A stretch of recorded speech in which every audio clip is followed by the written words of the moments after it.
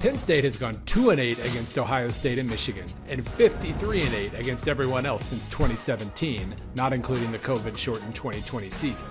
We've gone from an average football team to a great football team, but we're not an elite football team yet. James Franklin and company have struggled to beat the Buckeyes and Wolverines, but they get another shot at Ohio State in Columbus on Saturday. Another drop back. Oh, here's pressure. It's a pick six touchdown. Ohio State is easily the most talented team Penn State has faced this year, but the Nittany Lions have the best pass defense the Buckeyes have seen too. Nationally, Penn State ranks first in QBR allowed, first in yards allowed per dropback, first in pressure rate, and second in sack rate. Marvin Harrison Jr. wants his in. This dude is rare. He is special. Can Marvin Harrison Jr. and a banged-up Buckeye skill core do damage against cornerback Kalen King and a swarming secondary? Aller throws incomplete. It's a sleepy start for Penn State's offense. Big plays can define huge games. Unfortunately, Penn State isn't making many. The Nittany Lions have gained 20 or more yards on just 3.5% of snaps, 1.5% of rushes, and 9.6% of pass completions. All three of those numbers rank in the nation's bottom 10. Let's get ready to rumble. It's war where the lions roar. The moment you've been waiting for. It's time to leave the locker room. I'm breaking through the door. Power. Ohio State's won the last 6 meetings in this rivalry by an average of 8 points and hasn't lost to the Nittany Lions in Columbus since 2011. It's always been Ohio against the world, and it'll continue to be Ohio against the world. The computers give the Buckeyes an edge again on Saturday, but by less than a touchdown. Can they keep those streaks alive? It's just a different type of feeling. This is college football as good as it gets. Wow! What an unbelievable play. Oh, Maria! Heisman!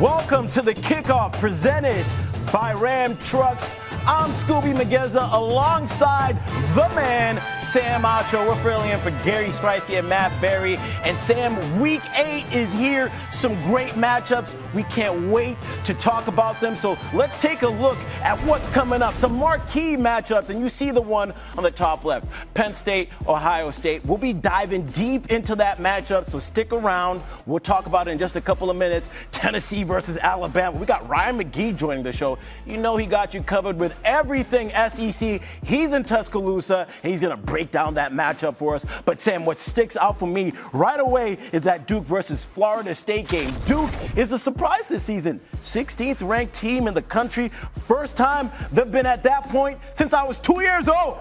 This is 2 of the top ACC teams, top 3 ACC teams with North Carolina not included in this game, obviously. But will this Duke defense be able to handle Florida State's offense? Duke allowing under 10 points per game. Florida State scoring 42 points per game. Something has to eventually break. And then the big question, will Riley Leonard, the NFL caliber quarterback for Duke, play? Last time we saw him, he went down with an ankle injury against Notre Dame. I don't know if he's going to make it, but if he does, he's a difference maker. It's going to be a huge game, Scoob. And the reason why, yes, partly is because of Riley Leonard, but the other part of this game is Duke's defense. Duke has the best defense in the ACC, one of the best in the nation. Yeah. And it's led by some of the guys on the front line, but also some guys on the back end. Al Blades, transfer from Miami, is a dog. Number 7 on that defense. They also have some other corners and safeties that communicate extremely well. And so when I'm watching this game, I'm saying, who's going to match up against Keon Coleman? Who's going to match up against Johnny Wilson? Yep. Well, some of these names that you've heard are going to be the guys that do that. And so I think this is going to be a bigger challenge for Florida State than a lot of us are giving it credit for. All right, so what other matchup are you looking at? I know you've been paying attention to the Pac-12. I have. And I'm looking at that Utah-USC matchup. Yeah. And why am I looking at that? Well, last year, Utah put the 2 blemishes on USC's schedule, at least regular season and Pac-12 championship. Utah defeated USC on a 2-point conversion in the regular season, and then obviously Pac-12 championship, they go on and pretty much mop them up. But on the other side of the spectrum, USC's coming off a pretty tough loss against Notre Dame. Caleb Williams threw 3 picks, got sacked 6 times. Yeah. It was one of his worst performances. This former Heisman Trophy winner is trying to go and win it again. What better way than to put it on the display against a good Utah defense, and also to add insult to injury from last year, both physically and literally. You won't go and beat them the way they beat you. Couldn't have said it any better, Sam. The Pac-12 is going to have some interesting matchups coming down the late end of the season. And speaking about the season and where we are, we're more than halfway through at this point, Sam, which means we've gotten a good look at what some teams are doing, their strength of schedule, how good they are. So we're going to play a little game. We got some props. Go ahead and grab yours, Sam. And we're going to call this the trust meter. We're going to gauge our trust on certain teams' ability to be able to make the college football playoff. And we're going to start off with USC. You just brought them up. Coming off their first loss of the season against Notre Dame, Caleb Williams, one of his worst games of the entire career. What is your trust meter on them making the CFP? Well, the issue with this game is you see USC playing well, but USC is about to be challenged. They're playing teams like Oregon, teams like Washington, teams that are pretty good at football. And so that's going to be the challenge. You had this one loss against Notre Dame, and if that's your only loss, I get it. But it may not be your only loss. So my trust level isn't really high up a little bit. I got some concerns, man. I got some concerns about this USC football team. I guess I'll be here just a little bit. Like, I'm in the middle, but okay. I am leaning a little bit more towards you because this USC defense has given up 40 points for 3 straight games. But then I looked at a quote by Caleb Williams, and we all need to remember this, that this was really the worst game of his career. He's not that type of player. He said, that's one game in the past 3 years that I've had a bad game. So you don't let that one game bring you down. I think he's going to be up, and they have the potential to make some noise. If anything, beat one of those teams down the line that they're not supposed to beat, right? All right, next team, we're going to talk about Georgia. We know about the Bulldogs. They've been #1 all season, still undefeated. But Brock Bowers went down with the injury, and the timeline for recovery could be anywhere from 4 to 6 weeks. Sam, what's your level of trust that Georgia can remain undefeated to end the season? Man, Brock Bowers has been Georgia's offense, period. Facts. Times where they've been down big, he's been the one to step up. Single-handedly won games for his team, like when they played Auburn, they were down in the fourth quarter. But he's injured. He's out 4 to 6 weeks. So I'm like, man, like I understand that Georgia has an easy schedule, but I don't really know. With no Brock Bowers, now a team that has struggled early in games, now all of a sudden they don't have that security blanket. Now a team that, yes, defeated and dominated Kentucky, now that Kentucky team actually isn't as good as we thought they were. And so Georgia, I believe, but kind of a little bit It's looked like we switched on this one, right? Just to keep it a buck with everybody that's watching the show, I haven't had Georgia in my top 4 for the whole season. And when you look at the game where they really relied on Brock Bowers, it was Auburn. It was like the Lakers with LeBron or Steph Curry with Golden State. They just give the ball to their best player and say, please, save us, do something. And he had over 100 yards in the fourth quarter. And now that you don't have this guy as your security blanket, I'm a little bit worried. And then this is something that I looked up right before heading into the show. Based on ESPN analytics, Georgia's strength of record is 9th best in the country.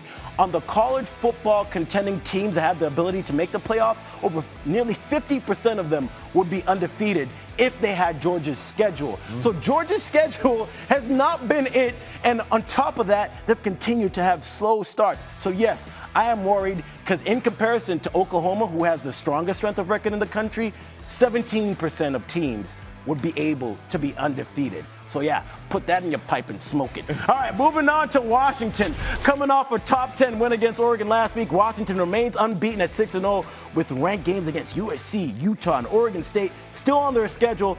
What's your level of trust with Michael Penix Jr. in Washington to come out of this unscathed, Sam? Now, y'all heard me talk about the Pac-12. This team is a top 5 team for sure. I think they're going to make the Pac-12 championship, but I don't know if they'll be able to win and be undefeated getting what there. What are we doing? Getting there. I'm just saying getting there, right? Like, okay, you're going to get there, but you got to play. You played Oregon. You got to play USC. You got to play Utah. You got to play Oregon State. All these are top 20 teams, and they're only getting better. And so, yes, I think Washington right now is the best team in the Pac-12, but to be unblemished, to be unscathed. It's getting hot in here. It's kind of gotten here. Okay, Nelly. Yeah. I don't know what the second part. Keep the clothes on. It's getting hot. Keep clothes on. Still the best team in the Pac-12, but unscathed. I don't know about that. I feel good about Washington's chances, and I will say I brought up the strength of schedule. Washington has the third hardest in the country. 19% of teams would be undefeated if they had their schedule, but Arizona State head coach Kenny Dillingham said this. That's a team that they play this week.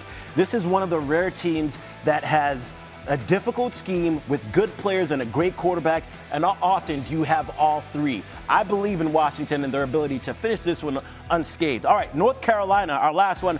Finally, in the ACC, it's all coming down to Florida State versus North Carolina. Depending on what happens through the end of the regular season and in the title game, do you trust the Tar Heels to make the playoffs, Sam? Man, I love this Tar Heel team, especially since Tez Walker came back. But also, they have a great running game as well. Marion Hampton ran for almost 200 yards last week, 197 against Miami. And so they can run the ball and pass the ball. So do I believe? Man, I'm cooler than a cooler, man. I believe do you believe? North Carolina. Do you believe now? Yes, I believe now. Mac Brown has wanted to take this team from good to great. Last year they were good. He wants to be great. I think he's made the jump. They're physical. Watch them at the line of scrimmage. A physical football team. They can rush the quarterback. Kamen Rucker, 6.5 sacks, top 10, maybe even top 5 in college football. Then you got quarterback Drake May, one of the best in the nation, along with new infusion of talent in Tez Walker, transfer from Kent State. I'm cooling, man. I like UNC. I'm right there with you. UNC is one of them teams. They're on the come up. Of course, we agree on the last team that we had to pick. But going back to strength of record, because I want to bring this up, 7th best in the country. So they're better than Georgia, mind you. And then you get Tez Walker back. We're going to talk about him later on in the show. And Sam is a lot more higher than most people are with the Drake May and Tez Walker combination. But to get him to come in, and then you look at the rest of the schedule, they go to Duke. They have Duke at home. Then they go to Clemson on the road. Those are kind of like their last remaining tough games. I think they can finish it out. It's going to come down to that ACC championship game. And at that point, it's up to you, Tar Heels. Can you do it or not? Scoob, what a time to be alive if you're a Tar Heel. What a time to have Tez Walker. What a time to have Drake May. What a time to have a running game. What a time to have a defense. Clemson's a little bit down this year. All of a sudden, you beat Miami, got one hurdle out of the way, and you're inching towards an ACC championship and maybe even inching towards your first ever college football playoff appearance. Time now for Built for Success, presented by Ram Trucks. It's a top 10 showdown in the Big Ten as 7th-ranked Penn State travels to Columbus to take on the 3rd-ranked Ohio State Buckeyes. Both teams 6-0 overall, 3-0 in conference play. Now the Nittany Lions haven't won in the Horseshoe since 2011, Sam, and they come in as a 4.5-point underdog on Saturday. We'll see how Penn State responds as it faces its biggest test of the season. CFP implications here, Big Ten title implications, the whole shebang. So, coming into this game, who has more on the line? Is it Ohio State or is it Penn State? Man, give me Ohio State. Oh, okay. And many people would say Penn State, but let me tell you why I say Ohio State. The reason why is that you talked about those college football playoff implications. Ohio State has lost to Michigan in back-to-back years in the big game. And so if you think about it, you want to get back to that college football playoff and win in the college football playoff, you're not going to get there with 2 losses on your record, right? You need to get a win against Penn State, and then you have room. Not that you want room, but you have room, maybe leverage, a little bit of leeway if you do, in fact, lose to Michigan. And so I think bigger than the story of, hey, James Franklin's got to get it done, I think it's more so, man, Ohio State's really trying to get to that big dance again, and this is the first obstacle from keeping them there. Oh, yeah, so true, Sam. But truthfully, both of these teams have big things at stake to win this game.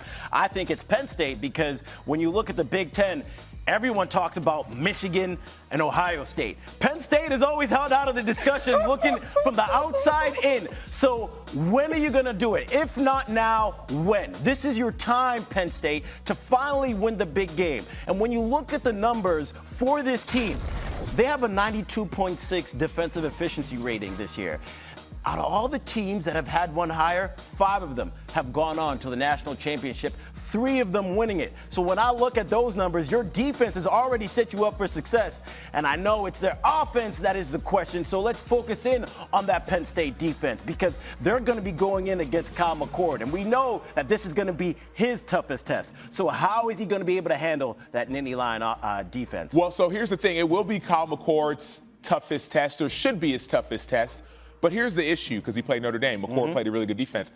Penn State has the second easiest schedule amongst Power 5 teams. Yes. So all those defensive efficiency ratings, all that schedule and pass, it's like they haven't played a top 50 offense outside of West Virginia in week 1. Yeah. And so it will be a true test for Penn State, but also a test for Kyle McCord. So what Kyle McCord have to do is, I think, just be true to himself. Run the ball and get the ball to Marvin Harrison Jr.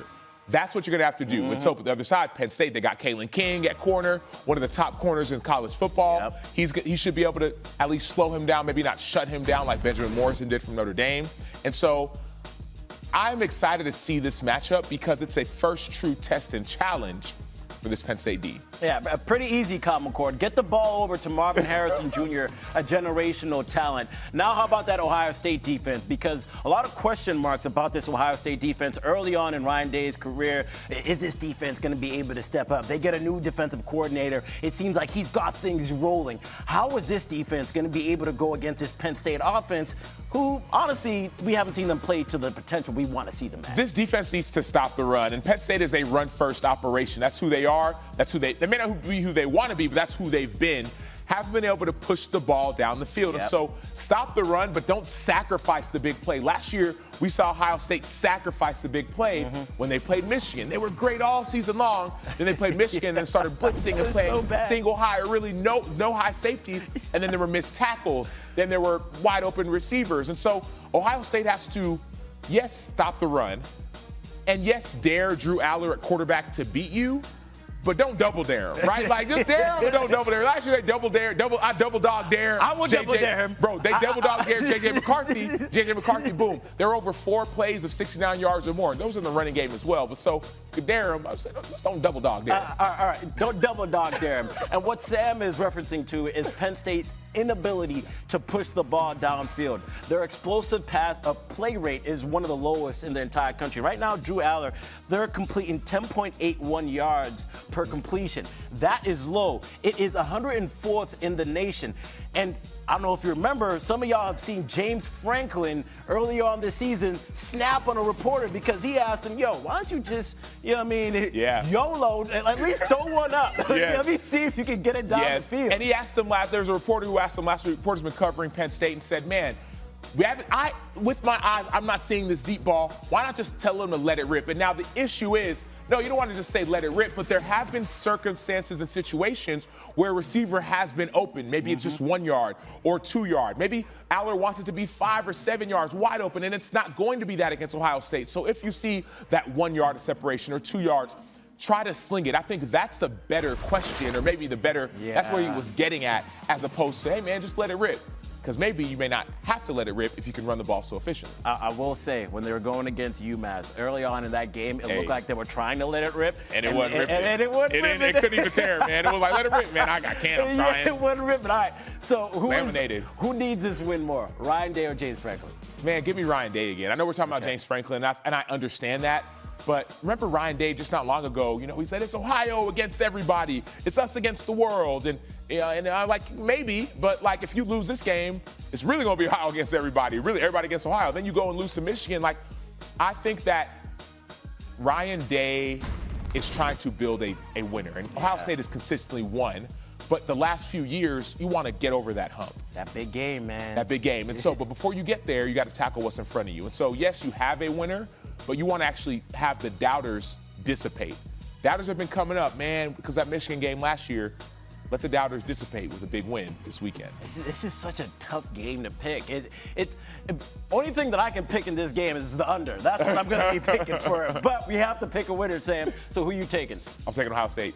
I'm taking Ohio State because I don't think that I think Ohio State's defense will keep Penn State from doing what they do well. Okay, you say, if I'm Ohio State, I'm saying I need to make Drew Aller beat me. Make him beat me. Make him make those tight window throws that we haven't seen him make all season long, outside of a few occasions. And if he does that, then all of a sudden now you say, okay, well, now we can retaliate with our offense. Yeah. And so that's why I'm picking Ohio State in this one. I'm not sure, I'm not confident in Penn State's offense as I am confident in Ohio State's offense. Yeah, I'm right there with you. Unless Kyle McCord turns the ball over 3 times like Caleb Williams did and gives them short field, I think Ohio State is going to walk away with this win. Plenty of great Week 8 matchups. So let's do a conference call and check in with the rest of our reporters around the country.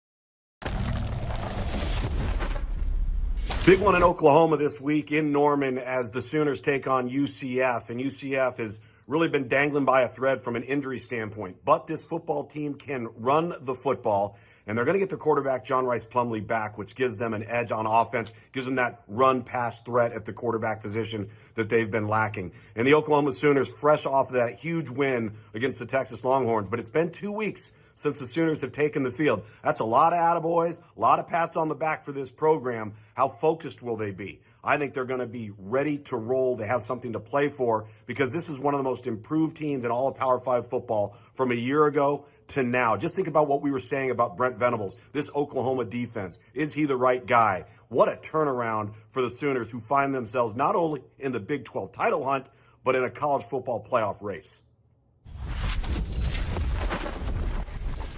Well, for the first time in Hugh Freeze's career, he's changed the weekly practice schedule ahead of Saturday's game against Ole Miss. He took the normal Friday walkthrough and moved it to Thursday, and then put his team through a full-on practice Friday afternoon to raise the intensity and the urgency after a couple of losses. Freeze says for his offense, the time of possession battle will be key, as well as staying on schedule. If they're able to do that, he feels like they can find success at home.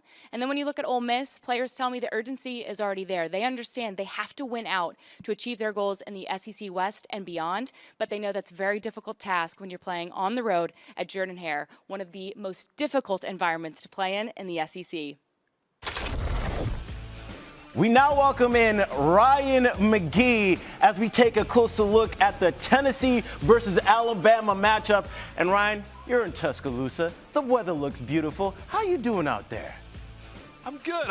If I'm being 100% honest, it's the third Saturday in October. I went to Tennessee, and so a lot of people who usually are very nice to me here are not being that nice because it's a little more sensitive around. Hey, Ryan, we know you went to Tennessee, man. Why are you here? I'm like, because they're going to play a football game on Saturday. That's why I'm here. Hey, you know why I'm here. They should know why you're there, right? That great quote. But this matchup is great. Both of these teams have suffered a loss, and they need this win. So does the winner put themselves in a better position for the CFP? Yeah, there's no question about it. For Tennessee, Georgia still looms out there. For Alabama, LSU still looms out there. So, yeah, you need to take care of your business now. And honestly, the temperature around this game has changed because of what happened last year when Tennessee finally won this game for the first time in a decade and a half. And so, yeah, there's a lot going on here today, and it is very emotional as these people kind of hiding in the trees watching me today. That's the greatest indicator of that. Well, Ryan, speaking of last year, your Tennessee Volunteers found a way to win against Alabama. Do you think they're going to be able to pull off the win again this year?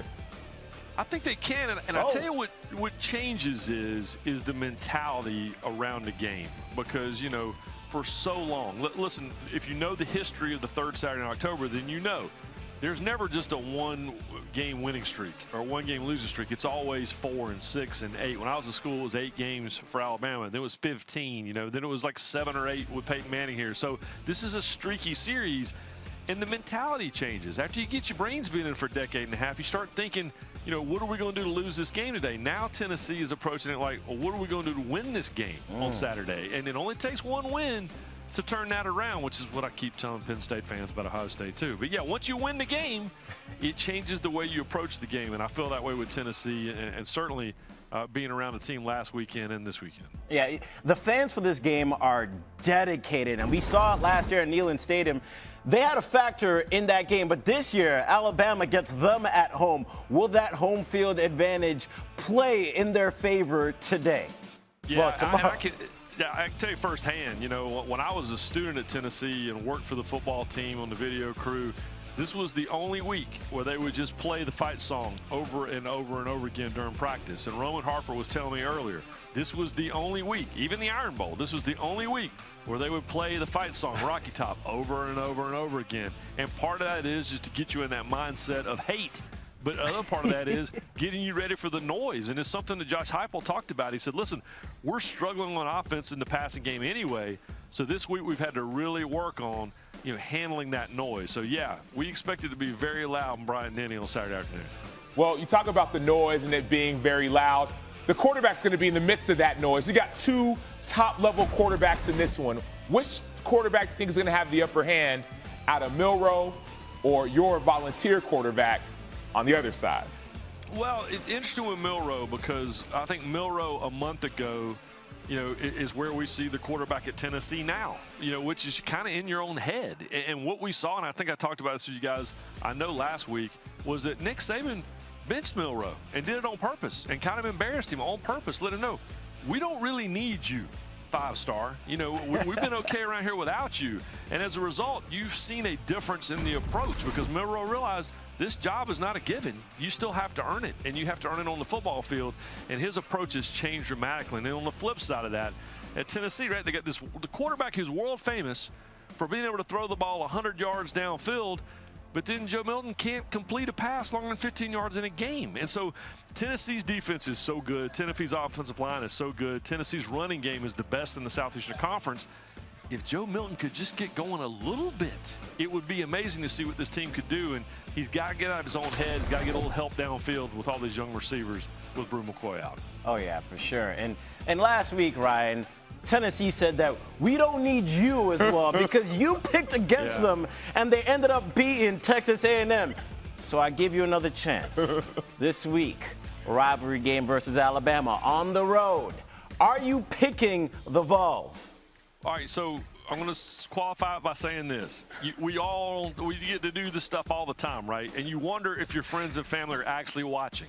And I learned last Friday there's no question that my old college roommates, my in-laws, they all were watching because they have all told me to please pick Alabama because I picked A&M a week ago.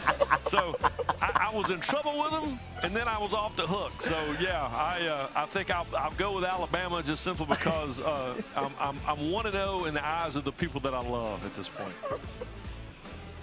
I love that little reverse psychology working there. I love it. Well, Ryan, we appreciate you, man. I like the pick. I know last week I was with you. I don't know if I'm with you this week. But this sounds like it's a win-win situation. If you win, you win. If you lose, you still win. He's a smart guy. He knows what he's doing. Hey, I'm a sports writer, boys. I know how to play it right down the middle. All right, Ryan, enjoy the rest of the weekend. Thanks for joining the show. Thanks, guys. And there'll be another show for y'all to tune into this weekend. Our college football slate starts Saturday morning with Countdown to Game Day. Christine Williamson, Harry Lyles, and Harry Douglas. And then we got the college football show 7 to 8 p.m. with me. And we got Sam Ravitch and Matt Sims, including the wrap-up to close out your night from 11 to 11:30 p.m. with myself and Sam Ravitch as well. We got you covered with everything college football. All right, guys, this season we've been spoiled when it comes down to great quarterback, wide receiver matchups. Some of them go together so well, it's like peanut butter and jelly, baby. Good. So we're going to rank the top quarterback wide receiver matchups in the entire country. And everyone out in the chat, let us know if you agree or disagree with us. Top 3, we're going to start at 3 with you, Sam. Who you got? Well, first, and let us know as well, because we only got 5 on this list. There might be other people that y'all like more. So for my number 3 team, I'm actually going to go with Malik Neighbors and Jaden Daniels, quarterback for LSU, receiver for LSU. Daniels' #1 completion percentage in college football, but when he targets Neighbors, he goes crazy. It's unbelievable statistically, but there are just some unbelievable catches that Neighbors makes. And so that duo, for me, is my number 3. Yeah, that combo has been elite this season. At number 3, he's a little low on them than I would like. But, hey, that game where he had over 200 yards receiving against Ole Miss, big stat patter. And Jaden Daniels has been having one of the most incredible seasons that we've seen from an LSU quarterback. And in a long time, ever since Joe Burrow. Facts. All right, so at my number 3 spot, I'm going to go with somebody a little bit different, coming from the Pac-12. How about Bo Nix and Troy Franklin? These two have been on point this season, and Franklin has quickly established himself as an NFL wide receiver, and Bo Nix is completing over 75% of his passes to him.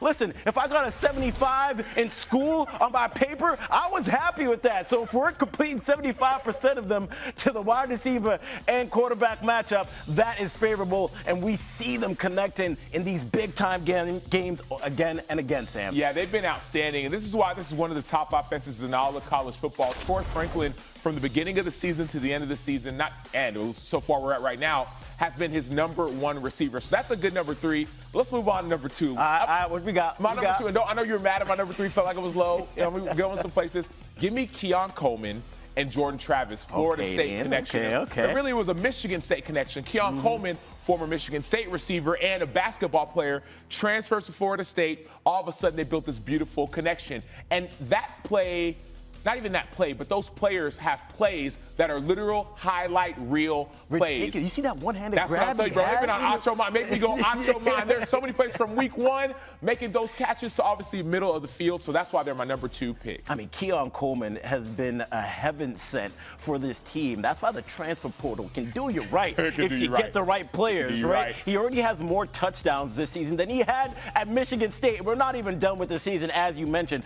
But I don't have them in my top 3, Sam. Really? I think half the time Keon Coleman is just catching a ball that was off target and snatching it like this. Oh, it was off target. I'll catch it behind my back. That's all you need. That's like put in the area code, the zip code, the radius, the diameter, circumference. He's catching it. That's all that matters. Different area codes. He's still making the play. All right. At my number 2 spot, I got the team that you had in your number 3 spot for the same reasons that you said, Sam.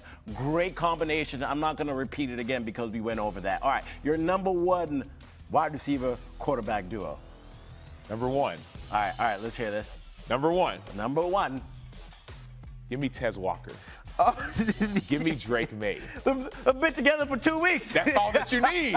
Week 1, when they were together, which was 2 weeks ago, Tez had 6 catches, right? Like 20, 30 yards. Week 2, the second week they've been together, so which was just last week, 6 catches, over 100 yards, and 3, yes, I said it, 3 tuds. They were missing each other all season long. All of a sudden, Tez comes back. They were missing each other on the field. You saw some overthrows. Tez wasn't really integrated in the offense. Only practiced for 2 days. Now he's got a week and 2 days. Now he has another week. All of a sudden, he's putting up crazy numbers. So I expect that trend to continue. So I'm basing this on future earnings, not just past what we've seen before. Yeah, this is like the stock market or something like that. I see what Sam is doing. Mind you, he knows when it comes down to managing your money. This is why Sam is over here thinking about the future, and I respect that because first off, let me say, it was silly, NCAA, to not let this man play. But now that he's back on the field, we're starting to see how much of a difference maker he is. And Drake May, NFL caliber quarterback, they're calling him the next Joe Burrow. You got to be able to respect that type of combination, which is why I'm not mad at it. I'm not mad at it at all. So you got to be number 1 too? Nah, bro, I ain't got them at number 1. We just saw the number 1 duo do whatever they had to do last week to win the game. Michael Penix Jr. and Rome Odunze. The chemistry between these two is the reason why I have them at number 1, because of this play right here. This is what I keep replaying in my head. Sam, this was great defense. And as a former wide receiver, he makes a move, and then the quarterback just knew exactly where to throw it. They know each other's body positioning. Michael Penix knows where his wide receiver can go up to get it. And Rome Odunze has made himself a big name in terms of being an NFL caliber wide receiver as well. I just think these two together are on the same page, and there's a reason why Penix Jr. is the Heisman favorite, right? And Odunze is definitely a part of that reason. You think about it, the reason that Penix is having such a great year is because he has star receivers. Jalen Polk, Jalen McMillan, and also Rome as well as his receiver. So I love your list. I don't love it. I like your list. I would have liked to see Drake May on there. I would have liked to see Tez, but understand that they just only have a 2-week sample size. And then no Jordan Travis, no Keon Coleman. I got respect for them. Honorable mentions. Okay, respect. I'm curious to see what everyone else in the chat is saying about their top three. Another honorable mention that I'd like to give is Brady Cook and Luther Burden, because I think those two have been elite this season. Facts. Big facts. Big facts. Luther Burden, freshman last year, dominant. Sophomore this year, putting up even better numbers. So why do we not have them on, bro? I'm tripping. Well, those were our top wide receiver quarterback duos in college football so far. But that's all we have for the show, Sam. It's been a vibe. Hey, man. Gary didn't make it. Matt didn't make it. We took care of the show for y'all. That is the Kickoff presented by Ram Trucks. Y'all have a good day.